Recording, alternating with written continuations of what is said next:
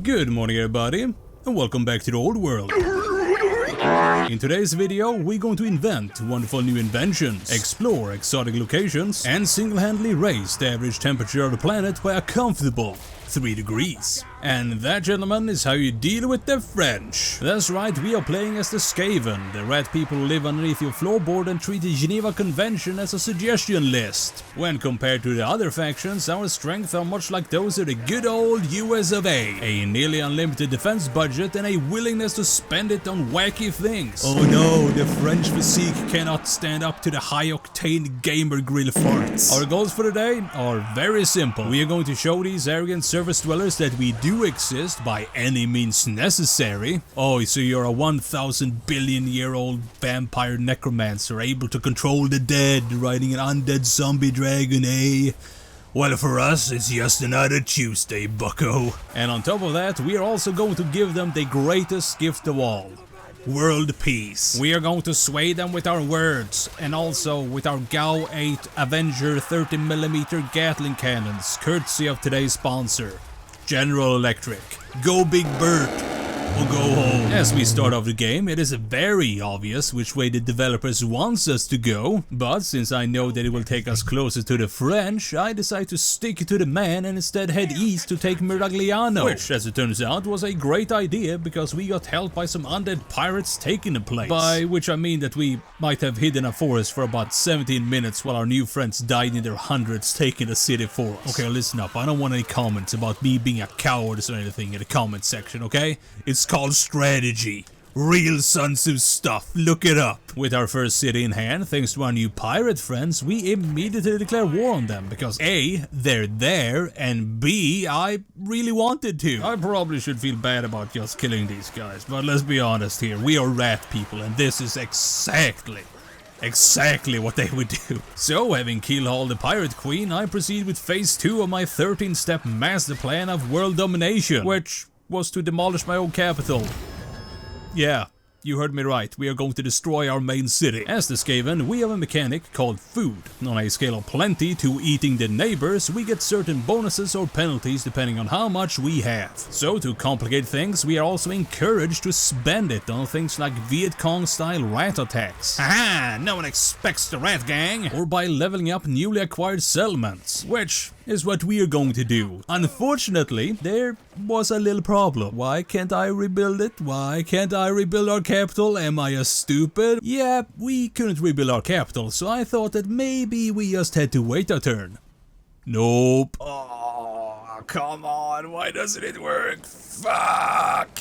Waiting a turn hadn't solved our problems, it had in fact just added to them, because the wood elves on the other side of the mountains under Orion thought that now was a great time to extort us for all of our money. Oh, Orion, you piece of shit. After several minutes of desperate research, I found out somewhere out there in fancy Spain, a goddamn goat man is worshipping a stone which is preventing me from rebuilding our home. Fucking motherfucking building a fucking stone, making me defend the motherfucking home.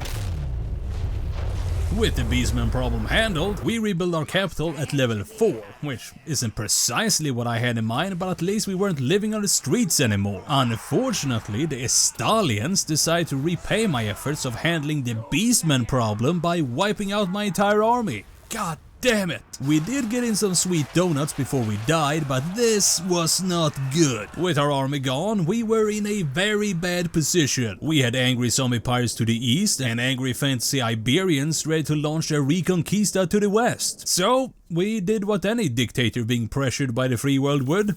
We expanded our nuclear arsenal. The second mechanic of Wicked Claw is the Forbidden Workshop. Inside the workshop, we can build more nukes for our growing arsenal and upgrade our various units using food and warpstone. Burn it, holy hellfire! With the pirate question permanently dealt with, there is a problem a little closer to home. One of our loyal lords is spreading discontent in our ranks. This rat bastard thinks that he can do what I do? Well, I'll fucking show him. After that, we pull a reverse Unicard of the Stallions and are left with a decision to make. Do we go north and deal with the French, or do we head south across the sea and establish an overseas empire which will inevitably lead to the moral and fiscal corruption of our ruling elite? So, I pondered. I contemplated and I gave it a really big think. Who am I kidding? We're going to do both, but we focus on the French first, because there are only two things in this world I can't stand. And those are the French. This would also allow us to have a chat with Orion, using our new flamethrowers as mediators. During all of this, we also sent one of our Doom engineers to the Big Sea Donut to use the third mechanic of the Skaven, to establish an undercity, which is much like a regular city, but under the existing one. And you might be able to do some pretty fun stuff with them. More on that later. For now, we have to deal with the French. The problem we were having was that their armies are predominantly made up by heavily armored mounted knights. Knights with no qualms about riding down my innocent little ratmen for sport. So we set up a defensive position and we made sure to give them a very warm welcome. Yeah, you're not so cool in your heavy armor now, are you, bitch? Having done our civic duty of driving off the French, Ikit had amassed a pretty impressive force under his command. Gone were the slaves, and instead we had a rank upon rank of storm vermin, Gatling cannons, sniper teams, flamethrowers, gas dispensers, and a superior siege engine capable of launching 90-kilogram projectiles over 300 meters. The Trebuchet. We had everything we needed to succeed. Everything except for one thing.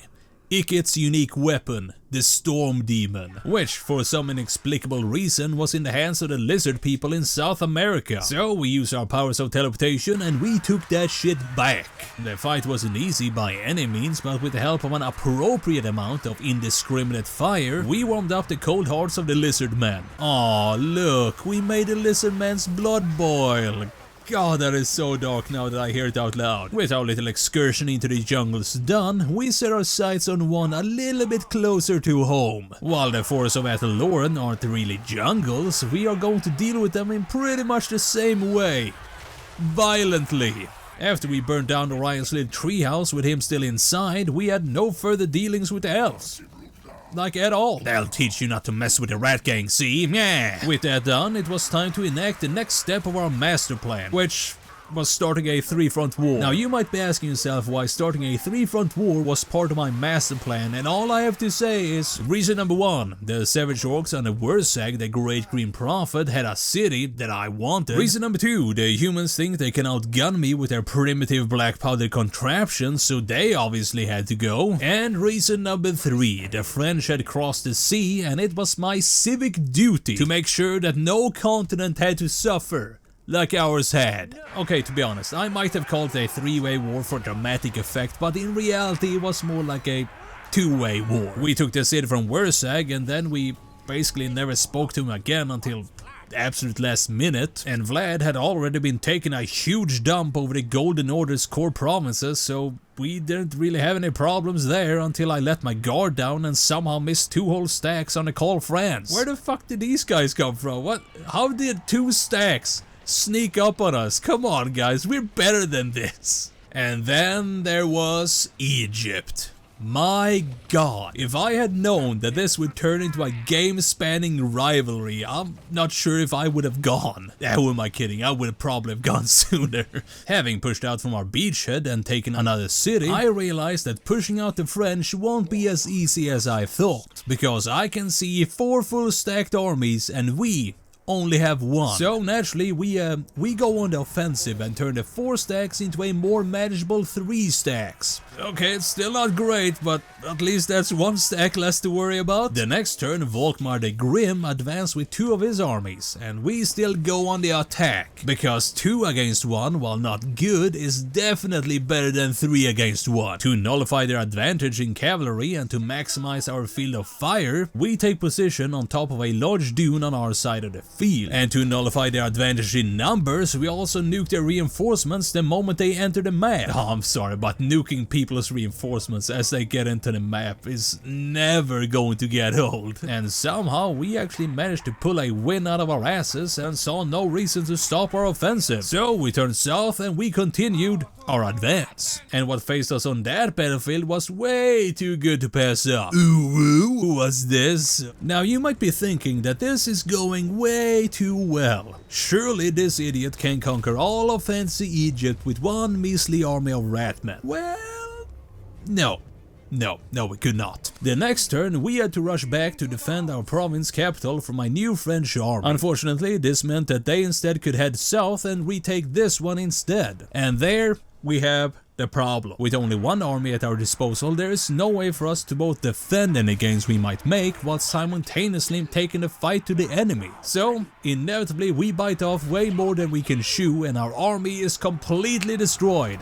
And with it, our entire overseas empire. Unfortunate, but we would return. During all of this, our fight with the Empire was far from over. Karl and his buddy Boris had come to retake what we took from the Golden Order and they had brought some friends along with them. Sweet rat Jesus, what can we do against such wreckful hate? Thankfully, they made some tactical blunders. And after that, we started building a dirty bomb under the High Elven capital. Why did I do this? Did the High Elves pose any threat to us in any way?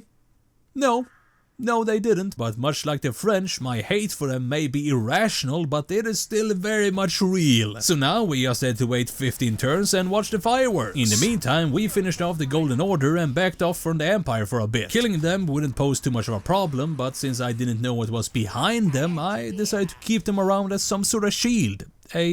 A meat shield, if you will. But just because I decided that the fight was over, it doesn't mean that they felt the same way. He began the battle by running his cavalry up and down our lines in an attempt to intimidate us. So we decided to shoot them with our sniper rifles and succeed to kill them. With our massive range advantage, we can easily whittle down their good units before they reach our lines. The only real problem we face is the big man himself. Riding on top of his massive bird monster, he doesn't really give a shit about the fact that 6 of our units are actively trying to kill him with lead poisoning. Eventually he does die, but not before almost killing our lord in the process. Well, that was closer than I would have wanted. Having defended our lands from imperial aggression, we once again sent an expedition across the sea, which was immediately destroyed by the French. Shit! This is when we noticed that the Skaven and the Quick Headtaker had created quite an empire for himself on our eastern border. Together with Craventail, they formed quite a power couple. So we declared war on them and we take all of their shit. Eventually they do send armies to try to stop me, but we chased them off without too much of a problem. As this is going on, I noticed that Volkmar has sent one of his own invasion forces from Egypt in a pathetic attempt to take my stuff.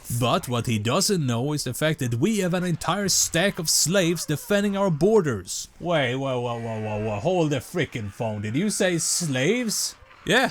So you are telling me that the only thing standing between our capital and a religious fanatic and his crusade is an army of slaves? What is going on here? Yes, slaves, an army of slaves. They're ready to defend us. What's the problem? We are so fucked. So yeah, we are going to ignore that problem in the hopes that it will go away. Back in the east, Craventail has sent 2 armies to take back the dwarven capital we took from Queek. For the first time in this entire game, we were outgunned. So we spent all of our food on Viet Cong rats to make hit and run attacks on their back lines. The fighting was extremely chaotic, and after only 6 minutes and 43 seconds, over 6,000 rats had lost their lives. But we had pushed them back, and hopefully we could do the same thing with Volkmar. So where our last battle had been over after a blistering 6 minutes, this one turned into a 18-minute slog. We didn't as much kill our enemies as they committed suicide by beating us until their hearts exploded in their chests. With Volkmar dead, I felt pretty good. It had been a hard-fought battle, but since they only had infantry, we could pretty much do as we pleased. And that's when we noticed the French army. Oh, come the fuck on! Yep, we lost 5,000 rat slaves in order to kill 460 French people. For the first time in the entire game, an enemy army had sullied our soil. Thankfully, we had been building another army at our capital, so driving them off again wasn't a big deal. And it also meant that we could launch our 3rd invasion of fancy Egypt. Oh, 3rd time's the charm, they won't see this one coming. Next, we made peace with Clan Rictus, ambushed an imperial army, and blew up Lothern. And blew up Lothern, and blew up the High Elven capital. And to be honest, I had forgotten about placing the bomb there 15 turns ago, and probably was about as surprised as they were. Oh, right. Yeah, I forgot about placing a nuke in their city. Yeah, that's a thing we did. Shit. Did I gain anything from blowing up this city? No, I hadn't even talked to an high elf for the entire game, so blowing up their city gave me nothing but a deep-seated feeling of satisfaction. Bask in its green glow goodness. Anyway, they didn't seem all too upset about the whole thing, so we all just went on with our lives. With Richter's out of the fight, we cleaned up quick and began planning our invasion of Sylvania. And no, we didn't only do it because they ended their trade agreement with us, but also because there were compelling tactical advantages in attacking them.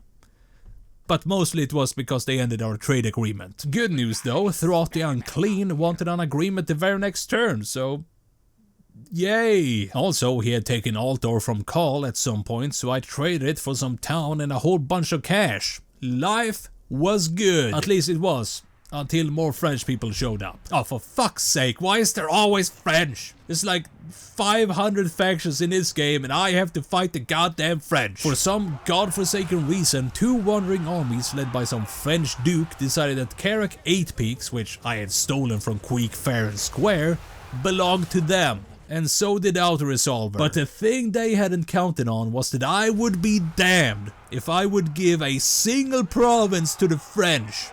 So, we duked it out. Honestly, you would think that nuking the French would eventually get old, but you would be wrong. It's never gonna get old. I love nuking the French.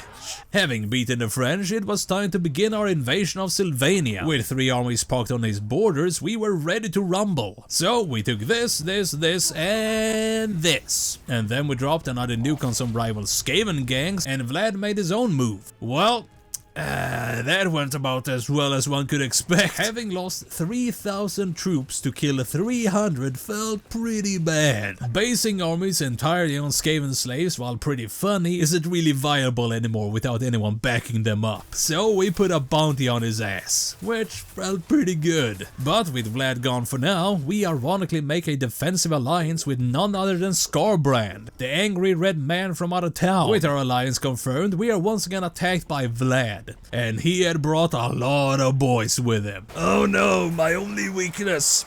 Bullets perforating my vital organs. To finish off his army, we dropped a nuke and watched as they all crumbled to dust. Vlad has just lost 5,772 of his best troops, and we had only lost 586. Vlad's time was running out. Well, at least that's what I thought until he instantly turned around, killed his army and sacked one of our new cities. Well, shit. Maybe Vlad wasn't as weak as we had first thought. But we didn't have time to contemplate that right now, because on the other side of the mountains, the dwarves were rampaging throughout our lands, and the only rat who could stop them was our fearless leader. After our great victory against the Short Kings, we were blessed with nothing less than a plague. Yay!